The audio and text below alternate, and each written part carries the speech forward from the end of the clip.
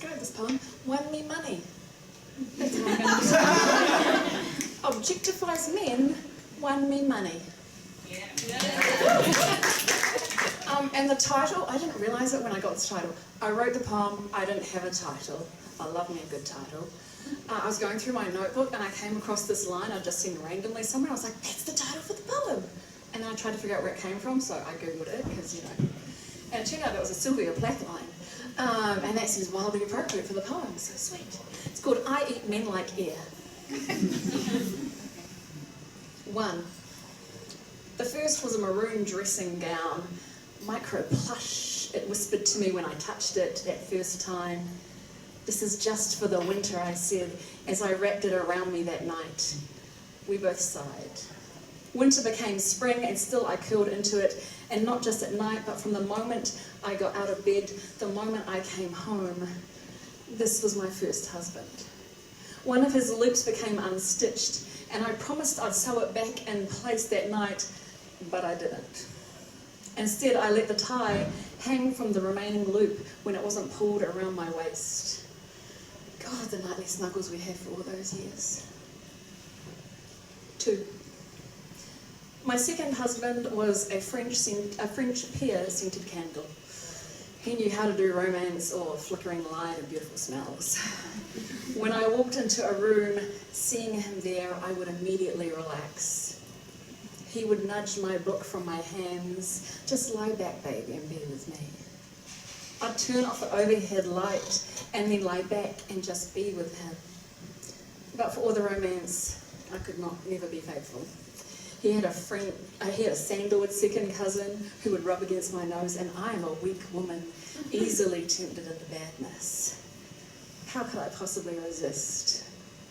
I would let his heaviness rest on me after, so satisfying in a way that my French pear husband never could be, even though I loved him, even though I wanted to stay faithful to him. But then there was this pomegranate candle. 3.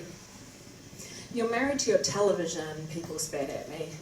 I smiled smugly and closed the door in their faces. He was demanding from the start. He wanted so much. Do this, and now this, and now do this, and have you done this yet? And I just couldn't be fussed with all of that. Somehow we got there. He spoke to me in different accents, in different languages, about all sorts of ideas. Sure, books can offer you ideas, but my television would whisper them to me, would shout them to me, would light up when I entered the room. It's so nice to have someone notice if you've been gone for 30 minutes or more. He would lullaby me to sleep. But some ideas grew boring. Sometimes I couldn't stand to hear him talk anymore. Sometimes I wished we'd never met. 4. My new husband is a chocolate cake. Well, less of a chocolate cake and more of a recipe for chocolate cake with all the ingredients easily at my disposal. He can be relaxed and naked, just him and plate and cake fork and me. Or he can dress up with chocolate ganache or strawberries or raspberry coulis or that bright sprig of mint worn like a pocket square for formal affairs. I can have him on the couch or in the car or at the dining table or at my computer or in bed.